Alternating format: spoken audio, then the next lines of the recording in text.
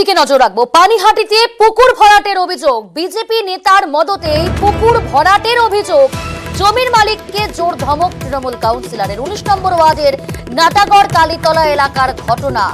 BJP নেতার মদতে পুকুর ভরাটের অভিযোগ পানিহাটিতে 19 নম্বর ওয়ার্ডের ঘটনা। আমাদের সঙ্গে রয়েছে প্রতিনিধি সুবীর, জানার চেষ্টা করব বিজেপি নেতার মদতে এই ঘটনা, এই অভিযোগ সামনে আসছে। বিজেপি নেতার কোনো প্রতিক্রিয়া, কি বলছেন তিনি, স্থানীয়দের ঠিক কি অভিযোগ?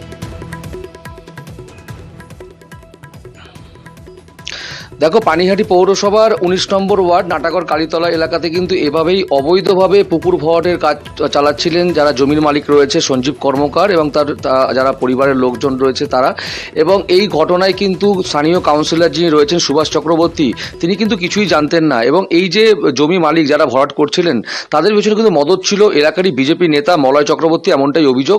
এবং সেই জায়গা থেকে যখন কাউন্সিলর খবর পান তখন কিন্তু তিনি ঘটনাস্থলে আসেন এবং এসে তিনি একদম সেখানে দেখেন যে একদম প্রায় 1 বিঘার মতো পুকুর, সেটা কিন্তু অর্ধেক ভরাট করে ফেলা হয়েছে এবং বাঁশের খুঁটি পুঁতে সেখানে ভরাটের কাজ চলছে। তারপরে কিন্তু জমি মালিক যিনি রয়েছেন তাকে কিন্তু কড়া সুরে ধমক দেন স্থানীয় কাউন্সিলর এবং তিনি বলেন যে কার পারমিশন, কার অনুমতিতে এই অবৈধ কাজ তারা করছেন।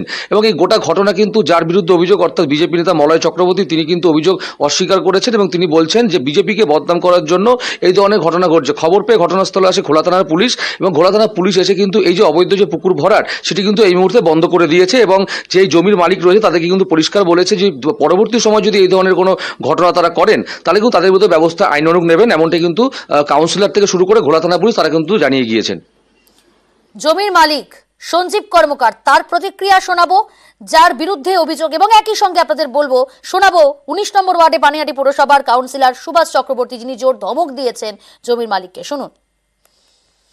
আমার রেকর্ডে যেটা ছিল সেই হিসাবে আমি আস্তে আস্তে ভরাট করেছিলাম, যে আবর্জনা ভর্তি ছিল এর মধ্যে, ওইটা যে জলাশয় রেকর্ডে ছিল না, এটাই আমার ভুল। আমার রেকর্ডে ছিল শালি, সেই হিসাবে আমি করেছি।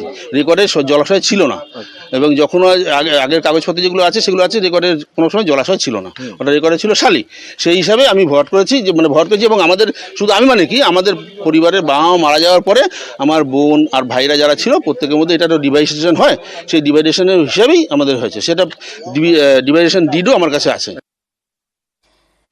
যদি না হয়ে থাকে তাহলে আমি এই কথাগুলো বলবো কেন? আচ্ছা, কি খবর? আর অনুমতি দেওয়ার কি, এখানে কিছু মাতব্বর আছে, তারা হয়তো বলেছে করো, দেখে নেবো। সেই মাতব্বর এখন তো সামনে আসছে না। আমি যা দেখলাম কালকের মধ্যে ওনাকে বলে গেলাম, না তুললে দেখবেন অবস্থা আমি কি করে দিই। আজকে পুলিশ এসছে, কালকে অন্য লোক আসবে।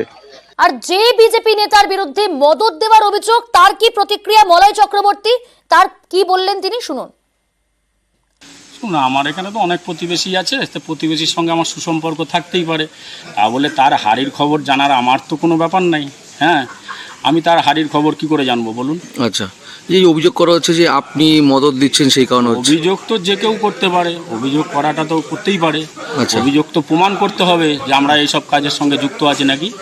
আমরা এইসব কারো কাজের সঙ্গে যুক্ত থাকি না, বিগত দিনে ছিল না, এখনো কোনো। আপনার নাম? যুক্ত।